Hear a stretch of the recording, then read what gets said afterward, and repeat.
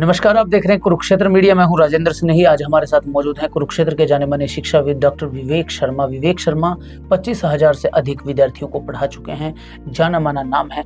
आज हम इनसे चर्चा करेंगे विद्यार्थियों को बच्चों के एग्जाम से जुड़ी कई चीज़ें हैं, कई विषय होते हैं, कई बातें होती हैं, उन सब पर हम चर्चा करेंगे। विवेक जी, आपका स्वागत है कुरुक्षेत्र मीडिया के पॉडकास्ट में। जी नमस्कार, मैं कुरुक्षेत्र मीडिया के सभी दर्शकों को अभिवादन करता हूँ, नमस्कार करता हूँ। सर, मेरा सबसे पहले तो आपसे क्वेश्चन है कि हाफ ईयरली एग्ज़ाम हो चुके हैं, बच्चों के अच्छे रिजल्ट भी आते हैं, पर कुछ बच्चों के रिजल्ट जो है वो अच्छे नहीं आते।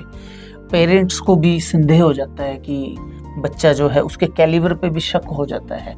तो किस तरह की स्थिति होती है ये, इससे निपटने का क्या आप सलाह देंगे? आप बिल्कुल सही कह रहे हैं स्नेही जी। हाफ ईयरली एग्जाम में कुछ बच्चे अच्छा स्कोर कर पाते हैं, कुछ बच्चे अच्छा स्कोर नहीं कर पाते। जो बच्चे अच्छा स्कोर नहीं कर पाते उन पे वाकई में पेरेंट्स को कई बार संदेह हो जाता है कि हमारा बच्चा अच्छे से काम क्यों नहीं कर पा रहा। तो मैं सबसे पहले तो पेरेंट्स से आग्रह करूंगा कि इस समय बच्चे का साथ देना होता है, बच्चे को सपोर्ट करना होता है और बच्चे के जो वीक एरियाज हैं उन पे काम करने की जरूरत होती है।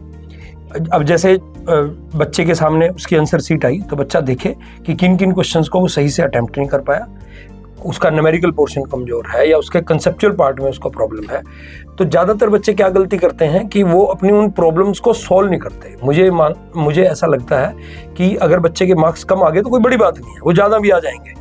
क्या चाहिए कि उनका कौन सा वीक एरिया उस पर वो काम करे, उस पेपर को दोबारा एक बार देखें कि कौन कौन से क्वेश्चन वो अच्छे से अटेम्प्ट नहीं कर पाए। अपने स्कूल टीचर्स की, अपने कोचिंग टीचर्स की सलाह लें, उनसे पूछें कि उनका अटेम्प्टेशन कैसा है। जैसे कि कुछ बच्चों को ऑब्जेक्टिव अटेम्प्टेशन अच्छा होता है, सब्जेक्टिव नहीं होता। कुछ का सब्जेक्टिव अटेम्प्टेशन अच्छा होता है, ऑब्जेक्टिव अप्रोच उनकी अच्छी नहीं होती।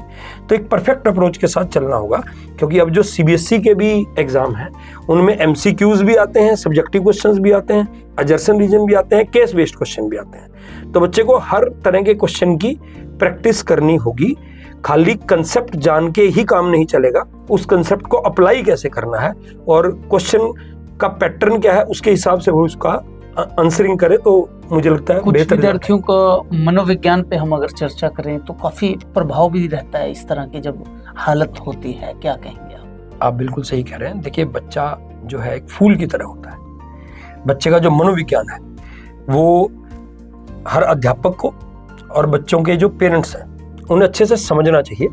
बच्चे को एक दोस्त की तरह बच्चे के साथ बिहेव करें ताकि बच्चा खुल के अपनी समस्या बता पाए और फिर मिलकर उसका निवारण करें। अब हम चर्चा करें, जैसे फाइनल एग्जाम की तैयारियां चल रही हैं जोर शोर से, काफी दबाव भी महसूस करते हैं बच्चे और कई तरह के अलग अलग फार्मूले चल रहे हैं, भीड़ भाड़ है, कंपटीशन का दौर है। फाइनल की तैयारी किस तरह होना चाहिए कि सफलता के लिए और अच्छे रिजल्ट के लिए? देखिए, अगर मैं बोर्ड एग्जाम की बात करूं तो मुझे नहीं लगता कि बच्चे को कोई प्रेशर लेने की जरूरत है, क्योंकि मार्केट में सैंपल पेपर अवेलेबल हैं, बच्चे को पैटर्न पता है।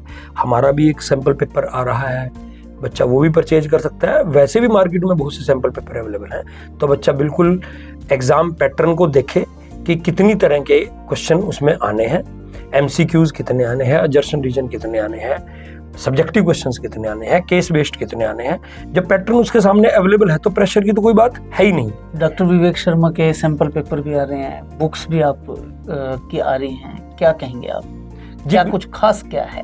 जी बिल्कुल आ रही हैं। देखिए, खास तो ये है कि जब एक लंबा अनुभव आपका होता है तो हर बुक को लिखने वाला ऑथर उसमें अपने अनुभव को उड़ेलता है ताकि वो बच्चों को बढ़िया से बढ़िया दे पाए, बच्चे अच्छे से स्कोर कर पाए। तो कोशिश की है, कोशिश चल रही है कि अच्छे से अच्छा बच्चों को दें। कुरुक्षेत्र के शिक्षाविद डॉक्टर विवेक शर्मा का कहना है कि विद्यार्थी को एकाग्रता से संयमित होकर धैर्य से बिना किसी दबाव के आगे बढ़ना चाहिए।